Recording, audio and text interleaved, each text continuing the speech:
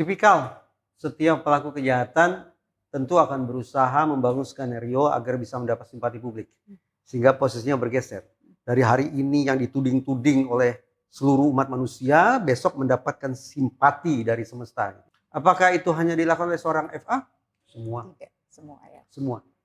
Sembuhlah pejabat-pejabat atau petinggi penegak hukum dalam kasus di lembaga penegakan hukum lain misalnya. Yang bersangkutan menjadi otak peristiwa penembakan di rumah dinas. Tapi mencoba menggeser posisinya bahwa istri saya sudah menjadi korban kejahatan seksual. Yang saya lakukan adalah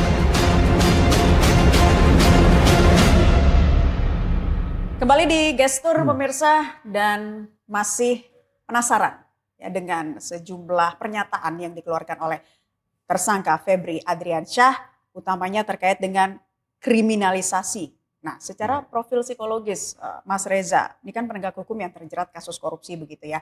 Apakah ini merupakan bentuk perlawanan seperti misalnya playing victim, counter attacking begitu, adalah pola pertahanan yang cukup lazim dengan kasus seperti ini?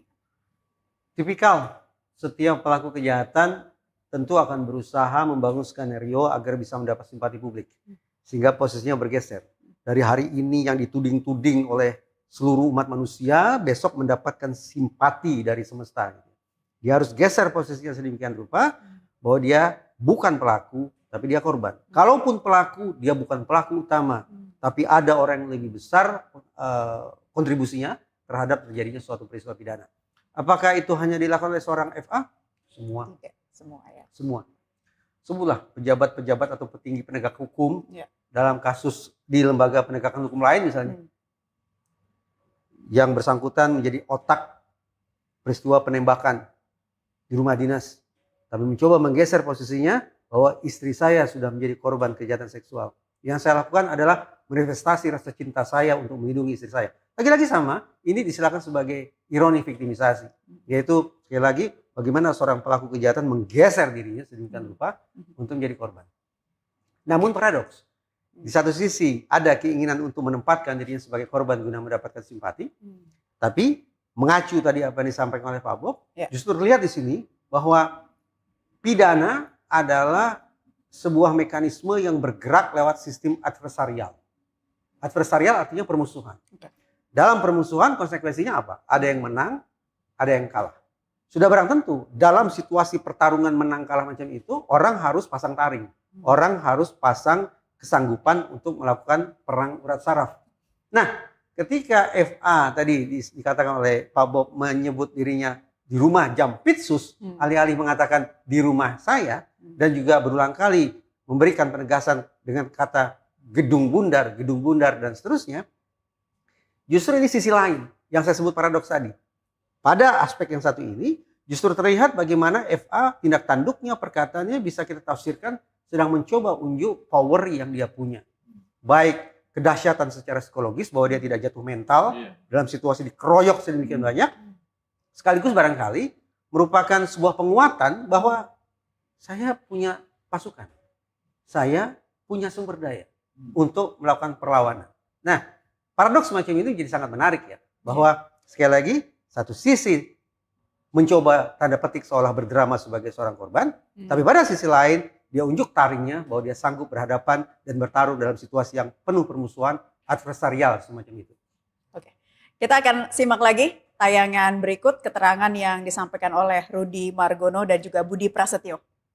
Kita memastikan yang bersangkutan pernah setidaknya bisa menangani kasus-kasus besar. Ya, kasus besar. Kami memandang perlu untuk pelindungan yang bersangkutan juga, untuk proses akuntabilitas, transparansi, dan kita sinergi dengan KPK juga oleh karenanya untuk menjamin proses kedepannya dan yang bersangkutan mohon maaf mungkin lebih nyaman karena yang bersangkutan banyak menangani kasus besar kita ketahui. Itulah salah satu pertimbangannya kenapa di sana. KPK memberikan dukungan dan perbantuan terkait dengan penitipan penahanan untuk tersangka saudara FA terkait dengan tindak pidana pencucian uang yang penyidikannya dilakukan di Kejaksaan Agung. Adapun perbantuan penitipan penahanan ini berdasarkan dari surat Kejaksaan Agung yang kemudian diterima oleh Komisi Pemberantasan Korupsi. Sehingga terhadap tersangka saudara FA dilakukan penahanan untuk 20 hari ke depan di rutan Gedung Merah Putih KPK. Adapun terkait dengan penahanan terhadap tersangka saudara FA merupakan sepenuhnya kewenangan penyidik di Kejaksaan Agung. Oke, Mas Bob, kita sudah menyimak ya tadi pernyataan yang disampaikan Jaksa Agung Muda Bidang Pengawasan dan juga juru bicara KPK. Kejaksaan Agung tadi menyatakan penitipan ini murni faktor keamanan gitu ya, dan juga rekam jejak tersangka. Tapi jika alasannya adalah keamanan dan juga sterilisasi agar tidak terintervensi begitu ya, apakah ini merupakan pengakuan tidak langsung bahwa sebenarnya kalau menahan di rutan Kejaksaan Agung sendiri itu tidak aman dan rawan akan konflik kepentingan? Di setiap kejahatan korupsi yang kemudian penyidikannya ditangani oleh kejaksaan, itu sudah menjadi kelaziman adanya bisa dititip ke KPK, ya, ke Gedung Merah Putih kalau disebutnya itu. Nah, hal ini menurut saya ini merupakan satu cara, ya, dan mungkin juga bisa dinyatakan menghindari daripada konteks bagaimana gelagat daripada FA yang tadi kita bahas bersama ya. Adanya satu penunjukan power-power tertentu yang tujuannya adalah untuk mungkin menguasai dan sebagainya. Ya. Dan itu bisa dialihkan ke KPK. Tapi sekali lagi bahwa kelaziman memang ada juga beberapa yang dilakukan penahanan di KPK. Nanti dimungkinkan juga nanti akan kembali ke kejaksaan atau dipindah-pindah. Itu seperti biasa itu. Okay. Ya tidak hanya FA ini saja diperlakukan seperti itu. Tapi untuk kasus seperti ini idealnya memang harusnya di KPK. Dan kan kasusnya juga berdasarkan setiap perkara yang ditangani oleh kejaksaan itu ada yang di KPK, ada yang di kejaksaan gitu. Ini masalahnya tempat-tempat penampungan ya. Okay. Masalah daya tampung. Daya tampung kapasitas. Seperti itu.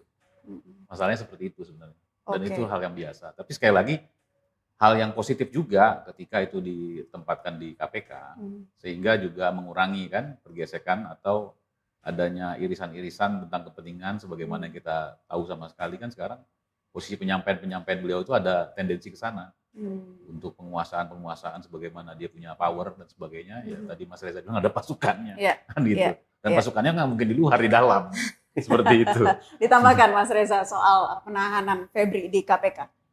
Saya yakin ini hitung-hitungan saya apapun yang dikatakan FA, apapun yang diperbuat FA, niscaya akan ditaswirkan sebagai hal yang buruk. Ini pasti maksudnya begini, semuanya miring ke kiri. Demikian pula setelah tiga uang, apapun yang dikatakan Kejaksaan Agung, apapun yang diperbuat oleh Kejaksaan Agung, sangat mudah untuk kemudian dimaknai ini pasti punya kepentingan untuk ABC dan seterusnya. Apa yang ingin saya katakan? Apa boleh buat? Lagi-lagi saya menganggap memang di permukaan ini sebuah proses penegakan hukum. Cara berpikirnya, cara bekerjanya sudah jelas harus memakai azas-azas hukum. Tetapi kalau kita mau jujur, psikologi forensik tidak sepenuhnya yakin kok bahwa kerja penegakan hukum adalah tulen 100% untuk hukum itu sendiri. Psikologi forensik tidak begitu yakin.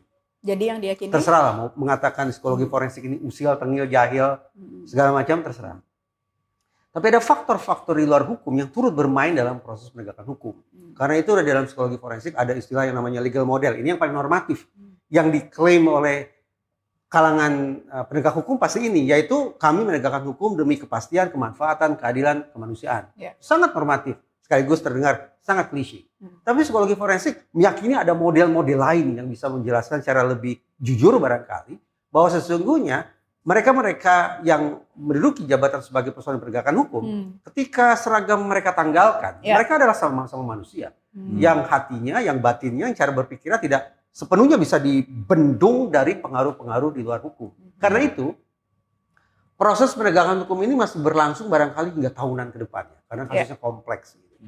Tapi kalau kemudian kita lihat dari sisi bahwa ada sebuah perang opini, bahkan mungkin terkesan gesekan antar lembaga, paling tidak per detik ini kita sudah tahu siapa yang babak belur saat ini. Siapa lagi kalau bukan FA dan otoritas Kejaksaan Agung. Kita lupa bahwa Presiden Prabowo sudah berulang kali datang ke Gedung Bundar menunjukkan rasa bangganya, rasa bahagianya akan prestasi yang sudah dicapai oleh Kejaksaan Agung. Betul tidak, Pak? Iya, betul. Tapi hari ini kita lupa. Kenapa? Karena sekali lagi hari ini kita tidak semata-mata bicara tentang pertarungan hukum. Tapi pertarungan opini. Bahkan mungkin juga rivalitas antar penegakan hukum. Dalam konteks rivalitas antar penegakan hukum, per hari ini kita sudah tahu siapa yang babak belur habis-habisan. Jadi tadi menyambung apa kata Mas Reza soal babak belur ya. Febri ini kan biasa memegang otoritas tinggi di kejaksaan. Kemudian statusnya sekarang seperti ini harus ditahan di rutan KPK. Cara berpikir saya yang penuh dengan buruk sangka semacam ini sebetulnya merupakan konsekuensi yang alamiah karena sekali lagi kita bicara tentang adversarial system. Sebuah sistem yang memang mengizinkan pertarungan, permusuhan, bertarung dalam gelanggang ini.